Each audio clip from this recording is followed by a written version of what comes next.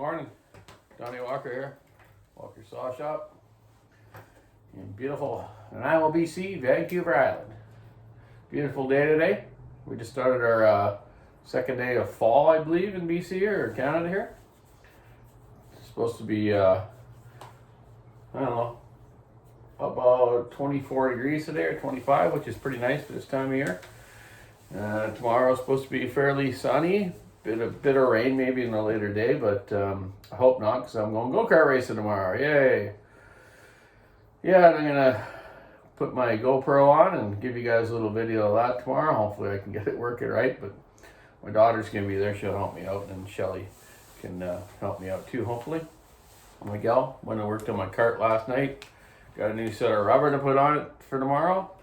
Set the valves on it, clean the carb, got my gearing set. I got a different gearing setup this time because I was hitting the rev limiter last time, and those L206 Briggs engines, you don't want to hit the rev limiter. You want to keep in the torque range. I think I've mentioned it before. I had a fellow asking me, I guess sometimes when I do videos, I forget to finish some things I talk about. The guy was asking me about the Echo 620, which is a great saw, reliable, got good torque, feels nice on the hands when you run it. Everything works well on them. And they're a good price point saw compared to Husqvarna and Stihl and their pro saws. Echo really, it's kind of in between a pro and consumer saw, eh? You know, the 590, the 620, and the new 7310, which is turning out pretty good. I did a couple, and I have to get hold of one customer. I just finished doing one for him. See how I liked it, but I'm sure he did. So on the Echo 620, the intake is 155 degrees duration, and the exhaust is 150 degrees duration, and that's your stock numbers. The squish is 45, and so on those, I changed the timing to 165 on both. For some reason, I just came up with did that way to one guy and one customer's, and it worked really well, so I stuck with it.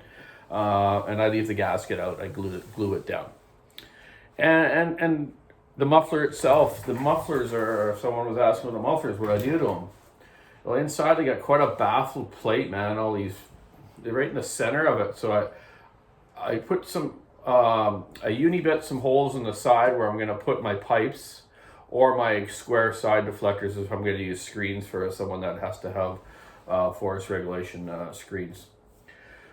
So after I make those holes in the side of the uni bit, I get in with my torch, just my brazing torch, and I got a fine tip, and I get it. So I cut the metal, all that baffling out of there.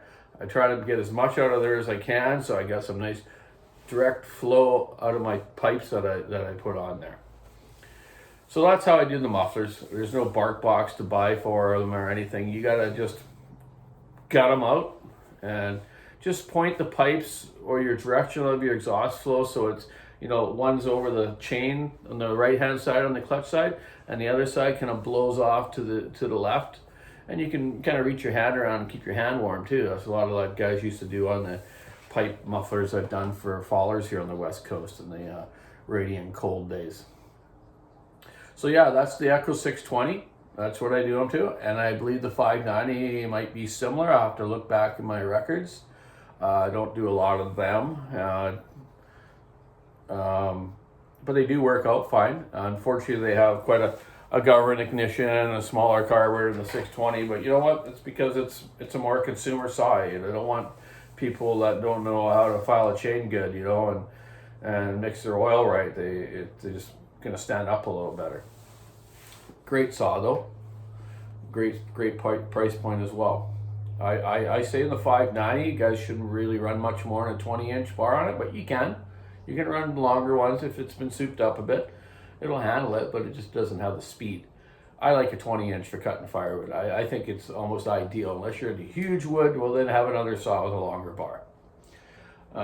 Same with the 620. 24 on it's nice, very nice. Balance is good and everything with the full wrap handlebars on them. And we have that version in the shop with the full wrap handlebars, the bigger bucking spikes on it. Same with the 7310s. All our ones now have this full wrap handlebars and bigger dogs, and they're working out well. Yeah, go Echo, go, and maybe they'll be up with the big guys soon, eh? Someone else was asking me about my my grinding bits. Yeah, they're all 1/4 inch shank. I do have some 1/8 inch ones. You know, I use for doing more fine detail on some jobs I'm doing, depending on what it is, man. And then my 90-degree one too. I use a little 1/8 inch collet with a little short shank, so I can get in to clean up transfer ports and whatnot.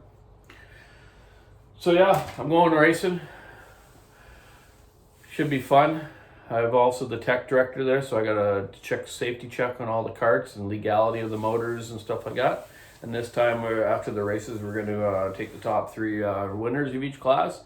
And I'm going to make sure they got the right bore size of the carburetors on, the right headers, a whole bunch of different stuff. Just to keep people fair. That's what the name of the game is. I was cleaning up the other day. Yes, Johnny, I was cleaning up the shop.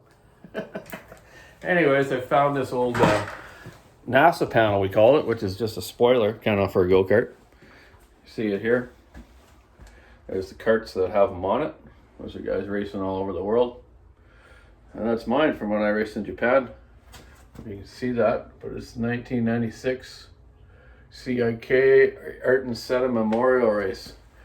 So cool to represent Canada that race that time. I think I've told you before, but I made it into a clock.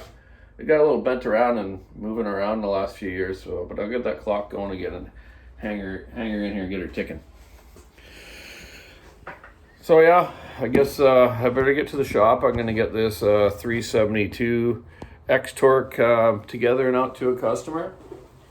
Two 390s, one for a friend of mine, Kevin Reed, another for Marco Franz, I believe from Salt Spring Island. He's a firewood cutter, does a lot of firewood. Need any firewood on Salt Spring? Call Marco. He's probably advertises over there, but I think everyone knows him. Anyways, yeah, so hopefully I'm going to drag my dad down to the races tomorrow. His back's been pretty sore, but I'm going to take a couple lawn chairs and hopefully he can come and hang out and watch. He loves going there and seeing all the old friends that we've raced with for years. So yeah, still waiting on the new Husqvarna saws, the 592. My friend Darren on the Husky H team, you'll probably see a YouTube video. If you look up 592 Husky promotion thing on YouTube, you'll see Darren Dean running one or just talking about it. But he loves it. I'm going to go up with him in a couple of weeks when he gets back from hunting, and we're going to do some milling with it. Actually, we're going to try some different milling chains I've been talking about, and this time we're going to do it. And we'll be doing some filming there and check out that new Husky, how it has torque for milling some big cedars he wants to do for some benches up there or something. So yeah, I'll keep you in tune with that new Husky. The 500 stills are working great. 462s are working great. What else is out there? They're new these days. Well, the 572's been good. Anyways, it's enough rambling. I got to get to work, get these saws out to these customers so they can make a living and keep on ticking. Finish my coffee. No Starbucks today. Lineup was too big. Actually, I made my own this morning. Wanted to get up here earlier and get these things done. So anyways, wish me luck racing tomorrow. Hopefully I'll put a video on Sunday. You'll see me racing. So keep your saw in the wood, rubber on the track. Have a great weekend.